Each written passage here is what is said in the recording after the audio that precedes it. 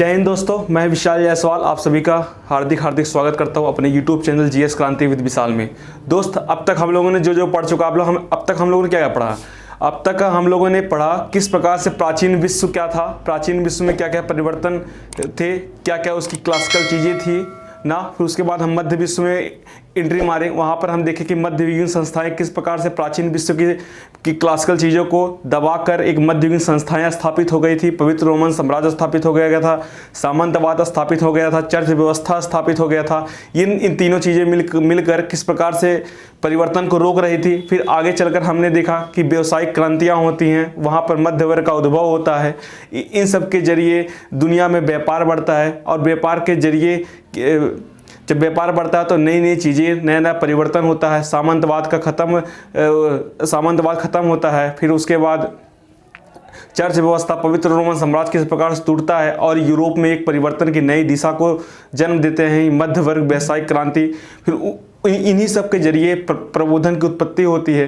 फिर प्रबोधन ने किस प्रकार से तर्क पर बल दिया और एक नया वैज्ञानिक सोच को उत्पत्ति दी। फिर उसी आधार पर फिर आगे हम बढ़ते हम लोगों ने पढ़ा कि उसकी प्रबोधन के कुछ आलोचक भी थे, रूसो जैसे चिंतक, लॉक, कांट, इन सब, और वॉल्टेयर, मॉन्टेस्क्यू, इन सब के बारे में थोड़ा मैंने हम लोगों ने ध्यान से दिया। जो इंपॉर्टेंट रूसो था उस पर मैंने एक अलग से लेक्चर बनाया, वीडियो बनाया कि रूसो क्योंकि बहुत इंपॉर्टेंट था उस कालीन चिंतक में। तो अब इन सब के बाद हम लोग अब एक नए चैप्टर में नए दिशा में, क्योंकि इन्हीं की अब ये सब जो प्रभाव थे हमने ये भी पढ़ा था कि जो प्रबोधन है, प्रबोधन का प्रभाव वैश्विक स्तर पर किस प्रकार से पड़ा।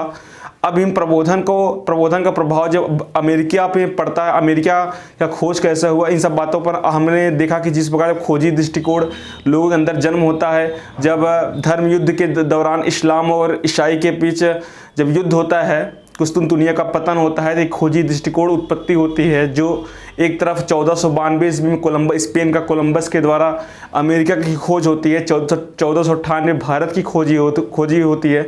तो उन्हीं अब 1492 वहाँ खोज होता है अमेरिका का। तो वहाँ पर पहले स्पेन के दबदबा होता था, आगे चलकर ब्रिटेन का दबदबा होता है। ये सारे परिवर्तन के बाद तो अब यही प्रबोधन के चिंतक वहाँ पर अमेरिका में अपना प्रचार प्रसार करेंगे और किस प्रकार से अमेरिका वाले वहाँ ऐसी क्या परिस्थितियाँ हुई कि वहाँ क्रांतियाँ होने लगी, वहाँ पर विचारें चेंज होने लगी। अब इन सब बातों को हम एक चेक करके धीरे धीरे अब हम अपने नेक्स्ट चैप्टर की तरफ बढ़ रहे हैं, अमेरिकी क्रांति। अब हम पढ़ेंगे अमेरिकी रेवोल्यूशन को हम पढ़ने जा रहे हैं दोस्त, अमेरिकी क्रांति। मेरा ये नया चैप्टर है अमेरिकी क्रांति। और ऐसा नहीं है कि अब हम आपको एक बात ये भी बता दे रहे हैं कि मेरा कोई भी चैप्टर होगा बिना पीछे आपको मैं जो इसके पिछले वाले वीडियो में जितने भी चीज़ें उससे कनेक्टेड रहेंगे। आप अगर शुरू से मेरे वीडियो को फॉलो करते रहेंगे तो आपको सारी चीज़ें क्रम के नज़रिए से समझ में आते रहेंगी। आखिर अमेरिकी क्रांति में अमेरिकी क्रांति क्यों हुआ। हम आगे जब फ्रांस की क्रांति बताएंगे तो आपको अमेरिकी क्रांति के कनेक्ट वहाँ पर फ्रांस की क्रांति में दिखेगा। आखिर फ्रांस में ऐसी क्या परिस्थितियाँ हो गई कि फ्रांस में क्रांतियाँ होने लगी, वैश्विक स्तर पर ऐसी क्या चीज़ें होने लगी कि वहाँ पर चीज़ें बदलने लगी। तो अब हमें ऐसा नहीं कि हमें किसी एक चैप्टर से कारण कार्य संबंधों को वहाँ का प्रभाव देखना है, ऐसा नहीं है। हमें पिछले आगे का उससे आगे क्या कनेक्ट हो रहा है, पीछे कैसे कनेक्ट करके वहाँ पर पहुँचे, हम इन सब बातों पर ध्यान में रखते रहेंगे तो हमें चीज़ों को रटना नहीं पड़ेगा, हमें चीज़ों को समझना है। हमें इतिहास को कभी भी रट के नहीं चलना है, एक एक बातों को समझ के करेंगे, हमें बड़े मज़े आने वाले हैं इतिहास विषय में। दोस्त, केवल इतिहास के लिए एक र्यूमर सा बन गया है कि इतिहास का सिलेबस बड़ा है। भाई सिलेबस तो बड़ा है जरूर, लेकिन हमें जानने को क्या क्या मिल जाता है, क्या क्या चीज़ें हैं, पूरी दुनिया का परिवर्तन देखने को मिल रहा है। किसी एक सब्जेक्ट के बारे में नहीं पता चल रहा है, समझ रहे हैं ना दोस्त। इसलिए सिलेबस को मत देखिए, आप चीज़ों को देखते जाइए, परिवर्तन को समझते जाइए, अपनी भाषा में आंसर राइटिंग करते जाइए। हर चैप्टर से जो क्वेश्चन आते रहें जो मुझे मेरे लायक रहेंगे कि इसको बताना चाहिए, हम उसको बताते भी रहेंगे। इस चैप्टर में जितने भी क्वेश्चन रहेंगे उसको भी हम देखेंगे, टैकल भी करेंगे, समझ रहे हैं ना। अब हम लोग अमेरिकी क्रांति पर को पढ़ने जा रहे हैं दोस्त। जब हम अमेरिकी क्रांति की बात करते हैं तो अमेरिकी क्रांति क्या मतलब, अमेरिका पहले ये भी देखना चाहिए कि अमेरिका में क्रांतिकर्ता कौन है, अमेरिका था क्या, इन सब बातों पे हमें थोड़ा थोड़ा सा देखना चाहिए दोस्त। जब 1492 ईस्वी में अमेरिका का खोज हुआ, अमेरिका एक संसाधन संपन्न देश हुआ करता था। वह देश हुआ करता क्या, देश है भी वो, आज दुनिया का सबसे ताकतवर देश माना जाता है अमेरिका।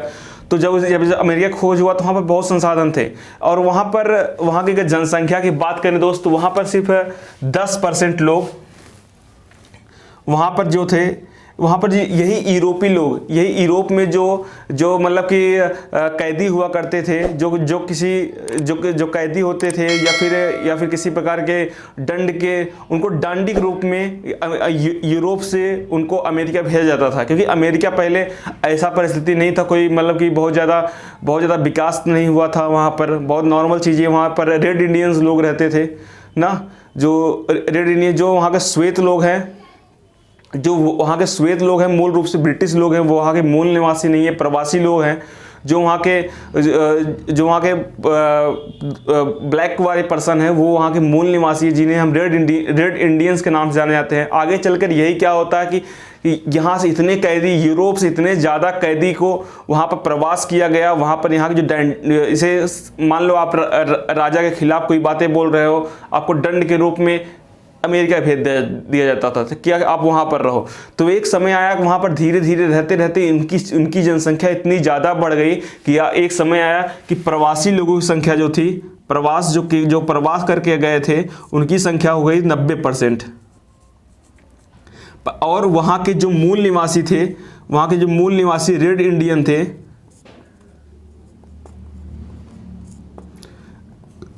इनकी संख्या दोस्त 10% हो गई। अब इनकी संख्या 10% हो गई। अब हमें यह भी देखना है कि आखिर अमेरिका पहले क्या था, क्योंकि वर्तमान समय में अमेरिका का आप देखोगे तो अमेरिका बहुत बड़ा है, उसकी विस्तारवादी नीति अब बहुत लंबा बड़ा है, और उसका पूरा पश्चिम के साइड, पूरब के साइड उसके बहुत सारी उपनिवेश और देश, उसका फैलाव बहुत ज़्यादा है।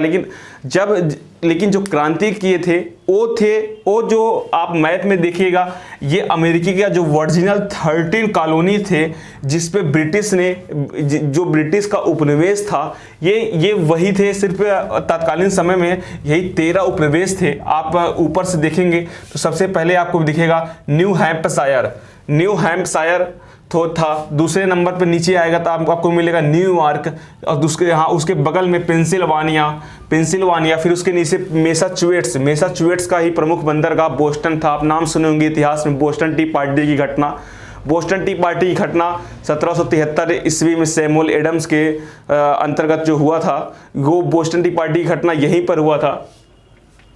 ये मैसाचुसेट्स का एक प्रमुख बंदरगाह था बोस्टन। फिर उसके नीचे आता है रोडे द्वीप, फिर उसके बाद Connecticut, New Jersey, Delaware, Virginia, Maryland, North Carolina, उत्तरी कैरोलिना या साउथ कैरोलिना, जॉर्जिया। ये 13 ही उपनिवेश थे। ये 13 उपनिवेश जो अपने विचारों में वयस्क हो रहे थे, इनके अंदर उद्यमिता बढ़ रही थी। ये किसी भी प्रकार से अपने आप को जंजीरों में जकड़ना नहीं चाहते थे। ये किसी प्रकार के वहाँ के ब्रिटिश नीतियों का समर्थन नहीं करते थे। और ऐसा बात नहीं है कि शासन प्रशासन बहुत, क्योंकि इनका जो विरोध हुआ ये सप्तवर्षीय युद्ध के बाद झलका। दोस्त, अब सप्तवर्षीय युद्ध विश्व में वैश्विक स्तर पर बहुत बड़ा परिणाम घोषित होता है, क्योंकि 1756 और 1763 के बीच 7 वर्षों का जो बहुत एक इसको कहा जाता है कि इसको कह सकते हैं सूक्ष्म विश्व युद्ध कह सकते हैं। इसमें बहुत सारे देशों ने भागीदारी भी की थी। तो इसमें सप्तवर्षीय युद्ध क्या होता है, क्योंकि ऐसा नहीं, क्योंकि ये तो क्वेश्चन उठना ही चाहिए, क्वेरी होना चाहिए कि आखिरकार ये लोग जब ये विचारों में इतने प्रगतिशील थे यहाँ के लोग, तो आखिर ऐसा क्या हो गया कि ये 1763 के बाद ही अपना विरोध जाहिर करते हैं। दोस्त, पहले ये दिक्कत ये थी ना कि आपको बता दें कि अमेरिका जो था, अमेरिका के ऊपर कनाडा था, कनाडा पे शासन हुआ करता था फ्रांस का। तो जब फ्रांस का शासन हुआ करता था तो अमेरिका वालों को लगता था कि इनके अंदर हर समय से मतलब विरोधी नीति रहती थी कि ये हर समय अमेरिकी की नीतियों को विरोध करना चाहते थे। लेकिन दिक्कत यही थी कि अगर ये विरोध करेंगे हो सकता है कि फ्रांस और ब्रिटेन वाले साथ मिल जाएं ना, ये भी हो सकता है कि हम ब्रिटेन को बाहर कर दे तो एक ऊपर फ्रांस है यही हमको कब्जा कर ले। ये और उनका मानना था कि फ्रांस से अच्छा ही ब्रिटेन है, तो उनका ऐसा मानना था। तो इसलिए वो 1763 ईस्वी तक चुप रहा। जब 1756 से 1763 ईस्वी तक सप्तवर्षीय युद्ध की समाप्ति होती है, सप्तवर्षीय युद्ध में फ्रांस का पराजय हो जाता है और ब्रिटेन विजयी हो जाता है, तो ये उनका जो भय था कि फ्रांस इस पे हम पे कब्जा कर लेगा, तो ये भय जब खत्म हो गया तो वो मुखर होकर सीधा आराम से अपना विरोध प्रदर्शन करने लगे कि हमें यहाँ के ब्रिटेन की नीतियों को नहीं चाहिए ना। उनके अंदर जो स्वतंत्रता की चेतना थी वो जागृत हो गई। जो भी उनके विचार थे, फ्रैंकलिन, थॉमस पेन जैसे चिंतक जो भी उनको मोटिवेट किए थे, इन सब बातों का प्रभाव पहले से था, लेकिन ये दबी हुई थी। लेकिन जब ये 1763 ईस्वी के बाद ये चीज़ें बहुत तेज़ी से जागृत हुई। जब जागृत होती हैं तो ये सीधा विरोध करते हैं। ठीक, तो हमें यही देखना है कि आखिर की ये अमेरिकी क्रांति थी। अमेरिकी क्रांति ऐसा नहीं था, पहले अमेरिका का क्षेत्र पूरा विशाल रूप से पूरा भरा नहीं था, ये पहले सिर्फ इतना ही रूप में था। ये केवल यही क्षेत्र है, केवल यही इतना क्षेत्र है जो अमेरिका का विरोध करता है, ब्रिटेन का विरोध करता है और आगे चलकर विश्व में एक ऐसा परिवर्तन ला देता है। क्योंकि दोस्त, ये अमेरिका क्रांति एक विभाजक रेखा बन जाती है, वैश्विक स्तर पर एक प्रश्न उत्पत्ति दे देती। क्योंकि ये जो अमेरिकी लोग थे, ये किसी भी प्रकार से ब्रिटिश नीतियों को फॉलो नहीं करते थे, मतलब वो मानना नहीं चाहते थे। उनकी कोई भी नीति हो, मतलब इतना ज़्यादा वो स्वतंत्रता की चेतना में डूब चुके थे कि वो किसी भी प्रकार की उनकी कोई नीति में उनका मानना नहीं होता था।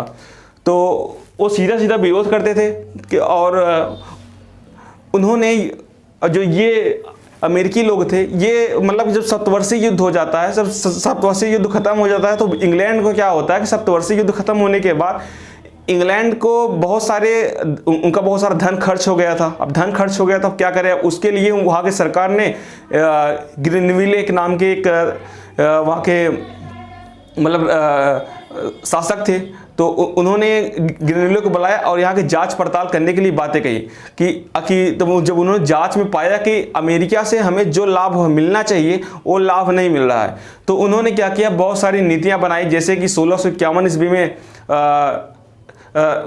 जैसे उन्होंने नव परिवहन कानून जो पहले 1651 ईस्वी में बना था और बहुत सारे कानून बना था। अब इन सब कानूनों में वो क्या किए, कठोरता लाने शुरू कर दिए। जब उन्होंने कठोरता लाना शुरू कर दिया, जब उसमें बहुत ज़्यादा नियंत्रण करने लगे, तस्करों को जो तस्कर कानून थे उस पर बहुत ज़्यादा नियंत्रण करने लगे, शुगर एक्ट ला दिए, स्टैम्प एक्ट ला दिए। तब जब ये बहुत सारी नीतियाँ ला दिए तो यहाँ पर विरोध प्रदर्शन बहुत तेज़ी से बढ़ने लगा कि हमें ये सब स्वीकार नहीं है। और उन्हीं से नारा आता है, प्रतिनिधित्व नहीं तो कर नहीं। और बड़ी दिलचस्प बात है कि प्रतिनिधित्व नहीं तो कर नहीं, ये कोई अमेरिकियों का नारा नहीं था, ये ब्रिटिश संसद पार्लियामेंट के समय से में जब 1688 ईस्वी के आसपास जब वहाँ पर गौरवपूर्ण क्रांति हुई थी, तो उसी समय वहाँ के चिंतकों ने, वहाँ के बुद्धिजीवियों ने नारा दिया था कि प्रतिनिधित्व नहीं तो कर नहीं। तो वही के विचारकों का ये कथन था जो अमेरिकियों ने भी बोला कि प्रतिनिधित्व नहीं तो कर नहीं, हम किसी प्रकार की कोई आपसे चीज़ें नहीं करेंगे, समझौता नहीं करेंगे। तो उन्होंने इस प्रकार से विरोध किया। तो ये सप्तवर्षीय युद्ध एक भूचिन्ह बन के आता है कि अमेरिकी क्रांति में। तो हम लोग यही देख लेंगे पहले से कि एक एक करके देखेंगे कि अमेरिकी क्रांति की क्या कारण थे, इसकी पृष्ठभूमि कैसे तैयार हुआ, इसको हमने देख लिया। फिर इसके परिणाम क्या क्या हुए, वैश्विक स्तर पर क्या क्या परिणाम हुए, इन सब बातों पर हम, और फिर उसके बाद हम अमेरिका संविधान देखेंगे। अमेरिकी संविधान के बाद उसके बाद गृह युद्ध होता है अमेरिका में, उसको एक एक करके हम धीरे धीरे करके सारी बातों को समझेंगे और लिखेंगे भी, नोट्स भी बनाएंगे। समझे दोस्त? ठीक है। आप लोग अगर चाहो तो ये चीज़ आप लोग बढ़िया सा एक बार स्क्रीनशॉट ले लीजिए ताकि आपको पता रहे कि ये जो अमेरिकी क्रांति आखिर हुई थी तो ये इन 13 उपनिवेशों के अंतर्गत हुई थी। पढ़ लिए इसका ना अच्छे तरीके से। आप देखिएगा, अब हम लोग क्या पढ़ने वाले, अब हम लोग देखेंगे अमेरिकी स्वतंत्रता संग्राम में आखिर अमेरिकी क्रांति जो हुआ था, ये अमेरिकी क्रांति, इसको कुछ लोग अमेरिकी क्रांति भी कहते हैं, अमेरिकी स्वतंत्रता संग्राम भी कहते हैं। आगे हम देखेंगे कि किस इसको अमेरिकी क्रांति कहते हैं कि नहीं कहते हैं, स्वतंत्रता संग्राम कहते हैं नहीं कहते हैं, कि दोनों कह सकते हैं। इन सारे बातों को इसको भी ध्यान से हम देखने की कोशिश करेंगे। अब हम लोग देखते हैं कि अमेरिकी क्रांति, आखिर अमेरिकी क्रांति के क्या क्या कारण थे।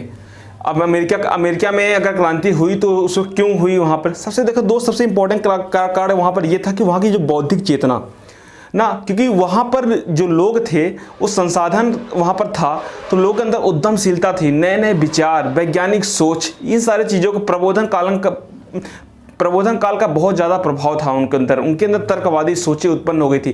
क्योंकि वो कहीं ऐसा तो था नहीं कि वो बाहर के, वो वहीं के रहने वाले, वो यूरोप में जो इतने सारे परिवर्तन हम लोगों ने जो पीछे देखा, वो भी वहीं के रहने वाले थे, वही लोग तो प्रवास होकर वहाँ गए थे, तो उनके अंदर वो तर्कवादी सोच, विचार, ऊपर से ये सारी चीज़ें रही थी। और ऊपर से जो बहुत महान जितने भी चिंतक हुआ करते थे, Thomas Paine, James Otis, James Franklin जैसे जो प्रबोधनकालीन चिंतक थे, उनका प्रभाव वहाँ के लोगों पर बहुत ज़्यादा पड़ा। क्योंकि जो ये लोग थे, जेम्स ओटिस और फ्रैंकलिन, ये सारे जो लोग थे, टॉमस पेन लोग जैसे लोग थे, ये इन सब लोगों के लिए जो वहाँ पर अमेरिका एक मतलब कि बहुत अच्छा जगह था, बहुत बेहतरीन जगह इसलिए था क्योंकि वहाँ के जो विचार थे स्वतंत्र थे और इनके विचारों से मिलते जुलते थे, तो इनको समझाने में बहुत ज़्यादा दिक्कत नहीं हुई।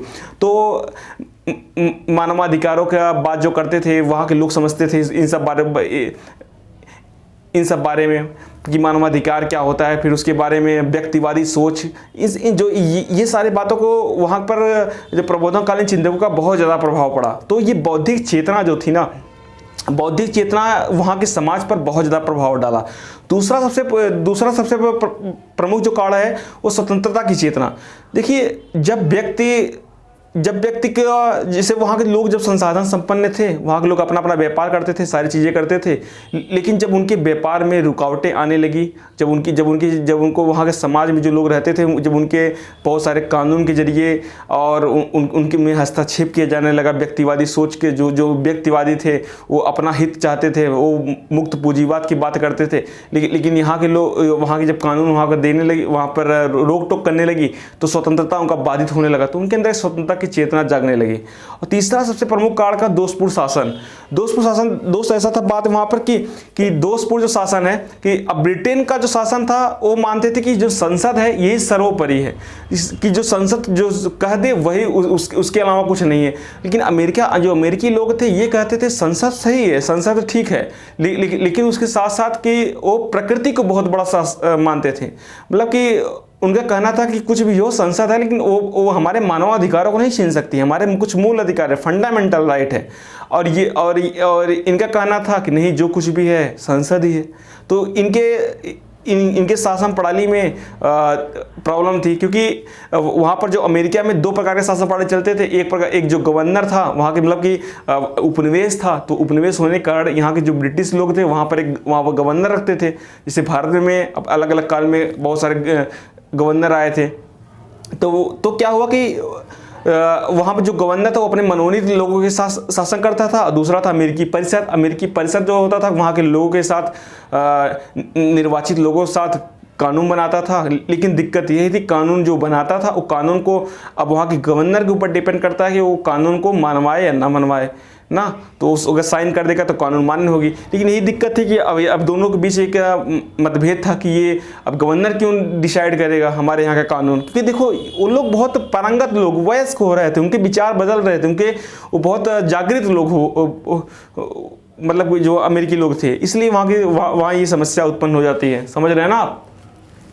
और चौथा कारण मैं आपको बता चुका, सप्तवर्षीय युद्ध। देखो, सप्तवर्षीय युद्ध के कारण क्या होता कि वहाँ पर जब ग्रेनेडियर महोदय को, जेम्स तिर्थी था शायद, जब उन्होंने बुलाया कि भाई बहुत सारे खर्चे हो गए हैं, आप उसका बजट निकलवाइए कि वहाँ से कितने फ़ायदा हो। जब गिनले ने अमेरिका से बजट निकलवाया है कि जब देखा तो देखा कि यार जितने फ़ायदे होने चाहिए उतने फ़ायदे हो नहीं रहे, तो उसने क्या हुआ, बहुत सारे कानून जो कठोरता से लागू नहीं हुए थे उसको कठोरता से लागू, जैसे तस्कर कानून जो था उसको कठोरता से लागू कर दिया। फिर उसके बाद 1651 में जो नौ परिवहन कानून बने थे उसको कठोरता से लागू कर दिया। कुछ नए कानून जैसे शुगर एक्ट, स्टाम्प एक्ट, इन सारे कानूनों को जब कठोरता से लागू कर दिया तो जब लागू करने के बाद क्या हुआ, दिक्कत वही फिर जब लागू कर दिया तो वहाँ के लोग और ज़्यादा विद्रोह वाले भावना से जागृत हो उठे और लास्ट में मतलब विद्रोह का एक कारण बन जाता है कि सप्तवर्षीय युद्ध। क्योंकि सप्तवर्षीय युद्ध के पश्चात जब ये वहाँ के घाटा हो रहा था ब्रिटेन वालों को, तो ये ऐसे ऐसे कानून बना के अपना कर प्रणाली को बढ़ाना चाहते थे, लेकिन वही दिक्कत हो गई। फिर औपनिवेशिक आर्थिक कानून, औपनिवेशिक आर्थिक कानून यही है कि जब वही सप्तवर्षीय युद्ध के पश्चात ही कि जो बहुत सारे सब कानून लागू हुए उसका विरोध करने लगे अमेरिकी लोग। और औपनिवेशिक आर्थिक कानून से नौ परिवहन कानून, स्टाम्प एक्ट, शुगर एक्ट ना, और औपनिवेशिक आर्थिक कानून के तहत बहुत सारे कानून उन्होंने लागू कर दिए इस प्रकार से। और फिर उसके बाद उन्होंने ब्रिटिश शासकों की नीति का बहुत बड़ा इंपॉर्टेंट इसमें दिया जाता है। ब्रिटिश शासकों की नीति मतलब ग्रिनले ने जो वहाँ के कानून को चेंजेस किया कि बदला, बहुत कड़ाई से लागू किया। तो और वहाँ पर उसने बहुत सारे ये भी नियम लगा दिए कि कोई भी जहाज, मतलब कोई भी जहाज होगा, कोई भी जहाज पे मतलब बिना मतलब कोई भी आयात निर्यात होगा किसी ब्रिटिश जहाज़ से होगा और अन्य जहाज़ों से नहीं होगा। इससे अमेरिकी जहाज उद्योग को बहुत लंबा नुकसान सहना पड़ा। और दूसरी नीति से ये लागू कर दी कि जो चीज़ का उत्पादन ब्रिटेन करता है उस चीज़ का उत्पादन अमेरिकी लोग नहीं कर सकते। यार सीधी सी बात है कि अब अगर आप इस दुनिया में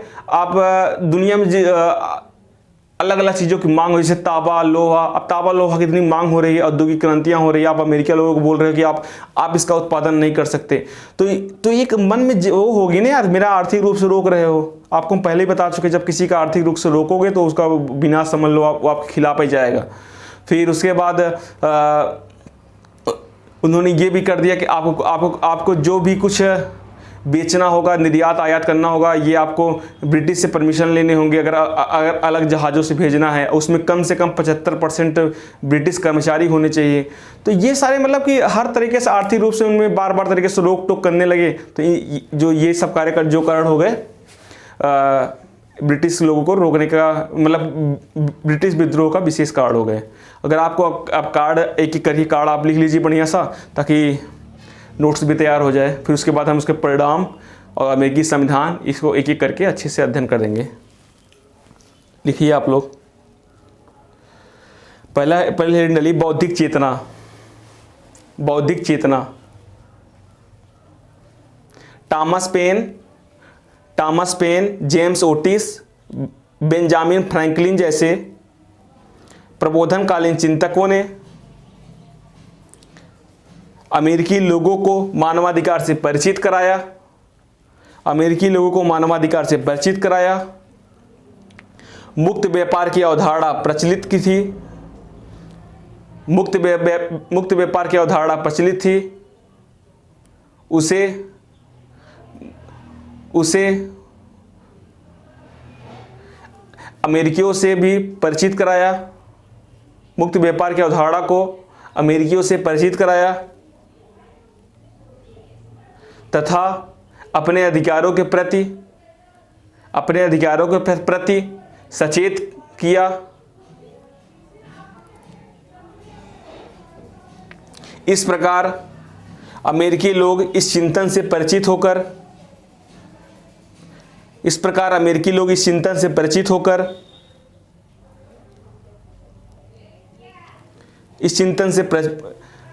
होकर वयस्क हो रहे थे। अतः अमेरिकी लोग स्वतंत्रता के प्रति सचेत हुए। नीचे दूसरा डालिए, स्वतंत्रता की चेतना। अमेरिकी समाज में स्वतंत्रता की चेतना मौजूद थी। अमेरिकी समाज में स्वतंत्रता की चेतना मौजूद थी। वस्तुतः अमेरिका में आने वाले यूरोपीय यूरोप के प्रगतिशील चिंतन से परिचित थे। और उसी तरह स्वतंत्रता पूर्वक अमेरिका में कार्य कर रहे थे। आरंभ में इंग्लैंड ने अमेरिकी बस्तियों पर कठोर नियंत्रण स्थापित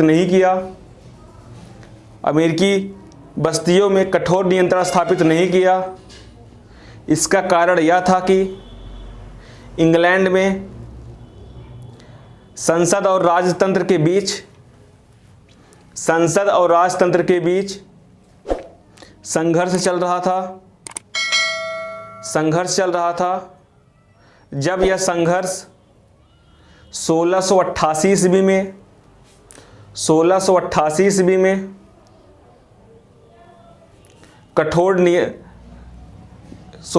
ईस्वी में गौरवपूर्ण क्रांति के साथ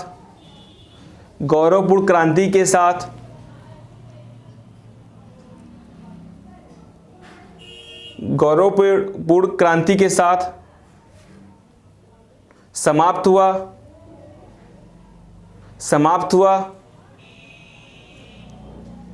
तब इंग्लैंड द्वारा अमेरिका पर कठोर नियंत्रण लगाने का प्रयास हुआ।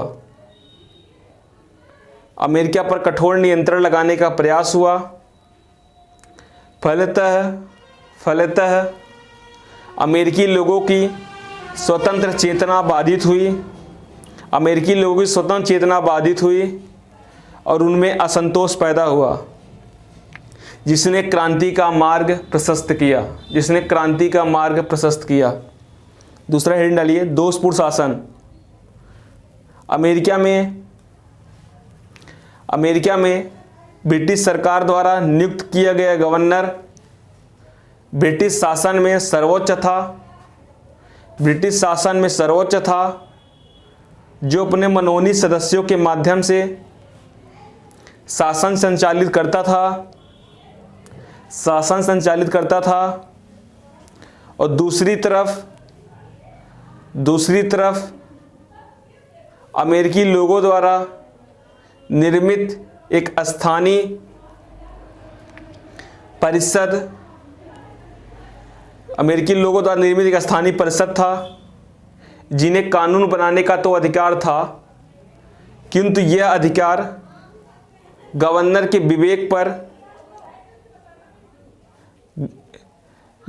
विवेक पर निर्धारित करता था। शासन के इस दोषपूर्ण शासन से अमेरिकी असंतुष्ट हुए।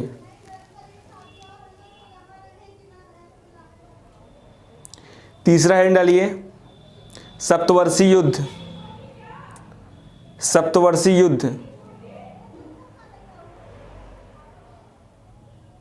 इंग्लैंड व फ्रांस में सप्तवर्षीय युद्ध हुई, जिसमें इंग्लैंड विजयी हुआ, जिसे में निम्न बिंदुओं के स्वरूप देखा जा सकता है, जिसने अमेरिकी क्रांति को प्रेरित किया।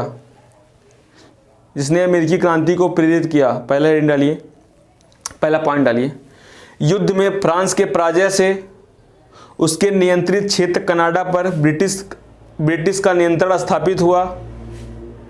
अतः अब तक अमेरिकी लोग जिस फ्रांस के आक्रमण के भय के कारण अपनी सुरक्षा के लिए ब्रिटिश पर निर्भर होते थे, अब वह भय समाप्त हो गया। अतः ब्रिटिश सुरक्षा पर निर्भरता भी समाप्त हो गई। अब अमेरिकी लोग ब्रिटिश शासन के विरुद्ध अपने असंतोष की प्रत्यक्ष रूप से व्यक्त कर सकते थे। दूसरा डालिए, दूसरा पॉइंट, इस युद्ध में इंग्लैंड का अत्यधिक व्यय हुआ, अतः अपने वित्तीय बोझ को कम करने के लिए अमेरिका पर अनेक प्रकार के कर आरोपित किए गए। इससे अमेरिकी उपनिवेशवासियों में असंतोष पैदा हुआ और उन्होंने इंग्लैंड की कर नीति का विरोध किया। इस युद्ध में फ्रांस की पराजय के उपरांत अमेरिकी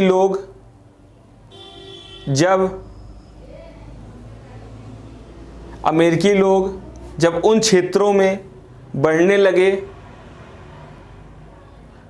जहां अमेरिका के मूल निवासी रेड इंडियंस रहते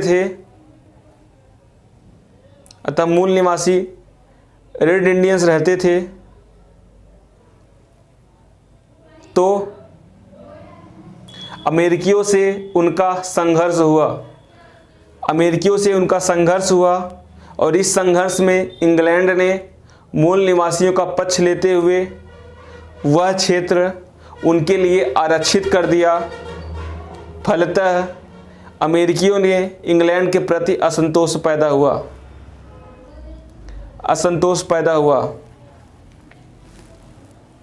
अब चौथा हिंट डालिए, औपनिवेशिक आर्थिक कानून। ये हो गया ना, दोषपूर्ण शासन हो गया, स्वतंत्रता चेतना हो गई, बौद्धिक चेतना हो गई। औपनिवेशिक आर्थिक कानून में क्या क्या था जिसके कारण विरोध होता है? ब्रिटिश सरकार ने उपनिवेशवादी सिद्धांतों के अंतर्गत वणिकवादी नीति के तहत अमेरिकी उपनिवेश पर अनेक नियंत्रण लगाए। इस क्रम में विभिन्न कानून पारित किए। पहला कानून नौपरिवहन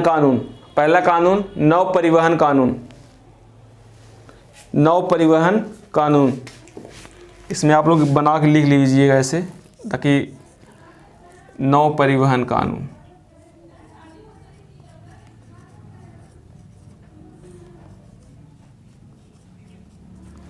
औद्योगिक कानून।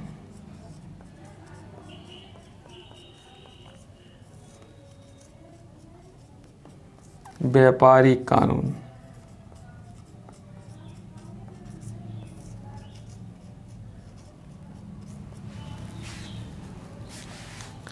औद्योगिक कानून, व्यापारिक कानून, इस पे उन्होंने औपनिवेशिक आर्थिक कानून क्या क्या थे लिख लीजिए। इसके अंतर्गत कहा गया कि ब्रिटेन और उसके उपनिवेश के जहाज ही अमेरिकी बंदरगाह पर जा सकते हैं। इसके अंतर्गत कहा गया कि ब्रिटेन और उसके उपनिवेश के जहाज ही अमेरिकी बंदरगाह पर जा सकते हैं। इस प्रकार अमेरिकी बस्तियों के सभी आयात निर्यात ब्रिटिश जहाज़ों द्वारा बाध्यकारी हो गया। इससे ब्रिटिश जहाज उद्योग को अत्यधिक लाभ हुआ, वहीं अमेरिकी जहाज उद्योग को हानि। दूसरा डालिए, औद्योगिक कानून। इसके तहत इंग्लैंड ने अमेरिका पर औद्योगिक उत्पादन पर प्रतिबंध लगा दिया और कहा कि जिसका निर्माण इंग्लैंड स्वयं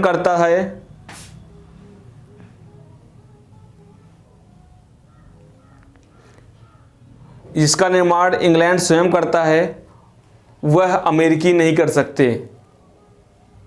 इसी क्रम में अमेरिका में तांबा व लौह उद्योग को बंद कर दिया गया। इसी क्रम में अमेरिका में तांबा व लौह उद्योग को बंद किया गया था। ऊनी वस्त्रों टोपियों के निर्माण में प्रतिबंधित कर दिया गया। इससे अमेरिकी हित बाधित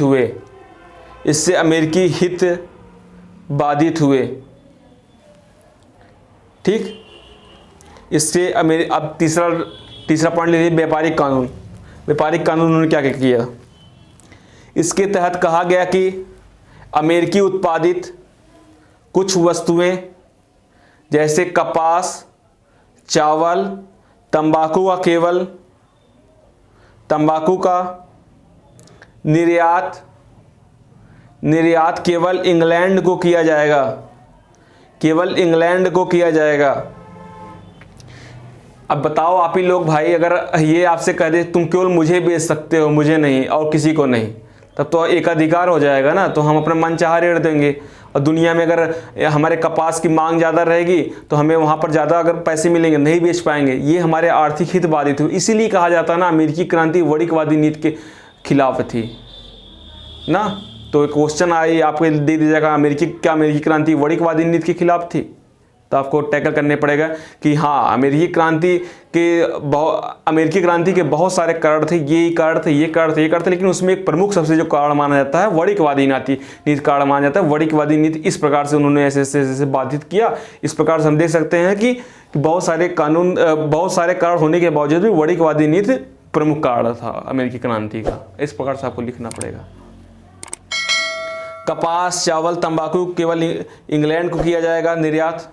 इस कानून से अमेरिकियों के आर्थिक हित बाधित हो रहे थे, क्योंकि अन्य यूरोपीय देश इन वस्तुओं का अधिक मूल्य देने को तैयार थे। इस प्रकार ब्रिटिश औपनिवेशिक आर्थिक कानून ब्रिटिश को सर्वोपरि रखते हुए अमेरिकी हितों पर प्रतिकूल प्रभाव डाला। फलतः अमेरिकियों में असंतोष पैदा हुआ। अमेरिकी बस्तियों के साथ इंग्लैंड के संबंध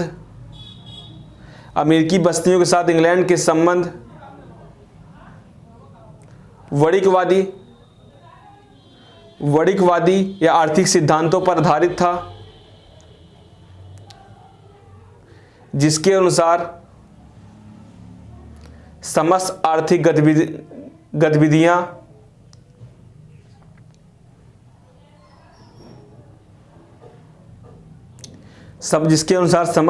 गतिविधियां औपनिवेशिक मात्र देश के अधीन होती थी।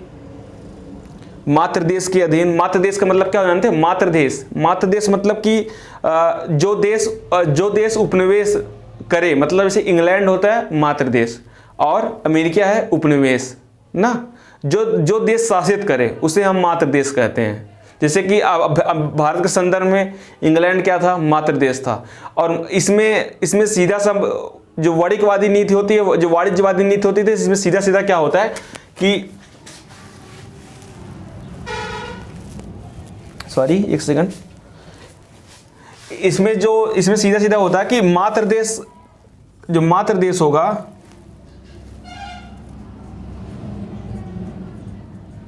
मात्र देश का सीधा इनसे आर्थिक लाभ चाहिए इनको, बस यहां से पूरा आर्थिक लाभ आना चाहिए और उनसे कोई मतलब नहीं है। आर्थिक लाभ आना चाहिए उपनिवेश से। इसे मात्र मतलब इंग्लैंड जो शासित हो, जो शासन करे उसे मात्र देश कहते हैं। समझ रहे हैं ना? समस्त आर्थिक गतिविधियां मात्र देश के अधीन होती थी। और अमेरिका वाले भाई इन्हीं बातों का सीधे विरोध करते थे। कहते हैं क्यों भाई, हम पूरा आर्थिक लाभ क्यों आपको दें? जबकि अमेरिकी मुक्त व्यापार चाहते थे। जबकि अमेरिकी मुक्त व्यापार चाहते थे। वस्तुतः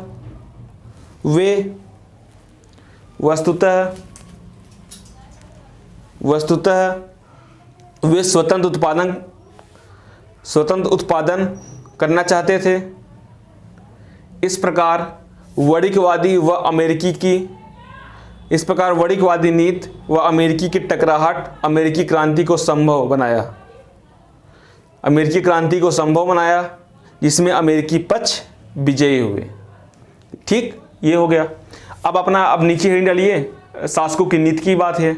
अब लिखिए शासकों की नीति। शासकों की नीतियाँ, ब्रिटिश शासकों की नीतियाँ लिखिए। ब्रिटिश शासकों की नीतियों में लिखिए। उसके बाद पहला नीति में ग्रेनविले की नीति लिखिए, ग्रेनविले की नीति लिखिए ना, ग्रेनविले की नीति लिखिए। सप्तवर्षीय युद्ध के पश्चात इंग्लैंड पर बढ़ रहे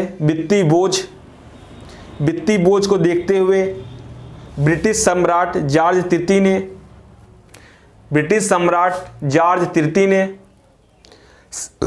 1760 ईस्वी में प्रधानमंत्री ग्रेनविले को प्रशासन में कार्यकुशलता को कहा। इसी क्रम में ग्रेनविले ने अमेरिकी व्यय से संबंधित रिपोर्ट का अध्ययन करना शुरू किया। इसी क्रम में उसने देखा कि इंग्लैंड को अमेरिका से अपेक्षित लाभ नहीं हो रहे हैं।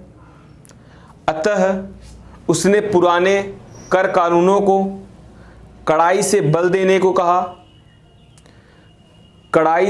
देने को कहा, चोरी छिपे व्यापार को रोकने को कहा। साथ ही स्टैम्प एक्ट, शुगर एक्ट के माध्यम से अमेरिकियों पर नवीन कर आरोपित किए। फलतः अमेरिकियों ने इन करों का विरोध किया और यह नारा दिया कि प्रतिनिधित्व नहीं तो कर नहीं। अर्थात जिस ब्रिटिश संसद में कोई अमेरिकी नहीं बैठता, उस संसद को अमेरिका पर कर लगाने का कोई अधिकार नहीं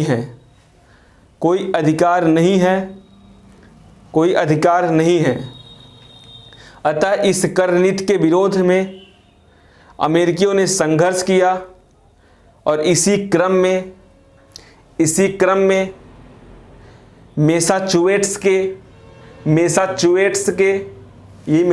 जो अब दिखाए थे मैप में ऊपर, मैसाचुसेट्स के बोस्टन बंदरगाह पर खड़े हुए चाय से भरे ब्रिटिश जहाज को लूट लिया गया और इंग्लैंड के विरुद्ध सशक्त संघर्ष शुरू हुआ। इंग्लैंड को पराजित कर स्वतंत्रता अर्जित की गई। इस संदर्भ में यह कहा गया कि ग्रेनविले ने अमेरिका से आने वाले डाक को पढ़ लिया। इस संदर्भ में कहा गया कि ग्रेनविले ने अमेरिका से आने वाले डाक को पढ़ लिया और अमेरिका को खो दिया। आपका अगर ये क्वेश्चन भी रहेगा, आप लोग इस क्वेश्चन को हिंट डालिए और इस क्वेश्चन को कल लिखिए अच्छे से बैठकर। क्या कैसे क्वेश्चन यही है कि ग्रेनविले ने अमेरिका से आने वाले डाक को पढ़ लिया और अमेरिका को खो दिया। अब इस पर तुम्हें 200 शब्दों में लिखना है। मैंने बता दिया भी है, लिखा भी दिया है, अब आपको समझ के लिखना है। ठीक, अब लिखिए दूसरा नीति, लॉर्ड नॉर्थ।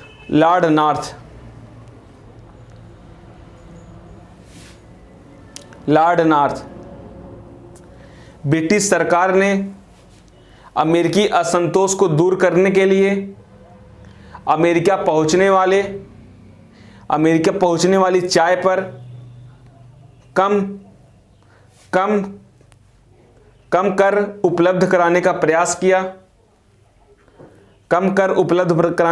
किया। इसी क्रम में ब्रिटिश कंपनियों को कहा गया कि वह इंग्लैंड के तटों पर जहाज लाए बिना ही सीधे अमेरिकी बंदरगाहों पर पहुंचाएं, ताकि तट शुल्क व परिवहन लागत में कमी हो। अमेरिकियों को सस्ती चाय उपलब्ध कराई जाए, सस्ती चाय उपलब्ध कराई जाए। अब इसमें एक नोट बना कर लिख लीजिएगा कि वो सस्ती चाय आखिर उनकी नीति क्या थी। वो चाहते थे कि अमेरिकियों को चाय सस्ती मिले, लेकिन उसके पीछे भी उनकी नीति थी। नोट बना के छोटा सा कोष्टक बना के लिख लीजिए ऐसे, सस्ती चाय उपलब्ध करा के, सस्ती चाय उपलब्ध करा के सरकार अपने बाहरी कर नीति को, सरकार अपने बाहरी कर नीति के अधिकारों को बनाए रखना चाहती थी। सरकार अपने बाहरी कर नीति के अधिकारों को बनाए, मतलब वो चाहती थी कि आंतरिक रूप से यहाँ पर कर कम लगे तो लोग थोड़ा सा हो सकता है ब्रिटिश के प्रति जो विद्रोह हो रहा है उसके प्रति थोड़ा पोलाइट हो जाएं, थोड़ा सा नम्र हो जाएं, और बाहर के कर की जो नीति है उसको बनाए रखेंगे, बाहरी कर को फायदा लेते रहेंगे। इसलिए उन्होंने ऐसा किया, समझ रहे हैं ना। तो यहाँ पर हो गया अमेरिकी को सस्ती चाय उपलब्ध कराई जाए। अमेरिकियों ने परंतु नीचे लिखिए, परंतु अमेरिकियों ने इस नीति का विरोध किया क्योंकि वे इंग्लैंड के किसी हस्तक्षेप को स्वीकार करने के पक्ष में नहीं थे। अतः 1773 में सैमुअल एडम्स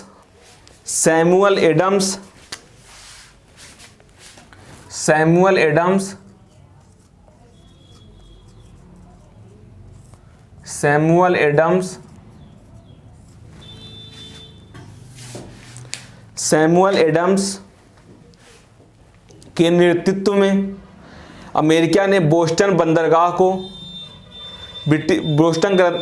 पर ब्रिटिश जहाज को लूट लिया। इस घटना को बोस्टन टी पार्टी के नाम से जाना जाता है। इस घटना को इतिहास में बोस्टन टी पार्टी के नाम से जाना जाता है। अतः ब्रिटिश सरकार ने अमेरिकियों पर कठोर कार्रवाई की।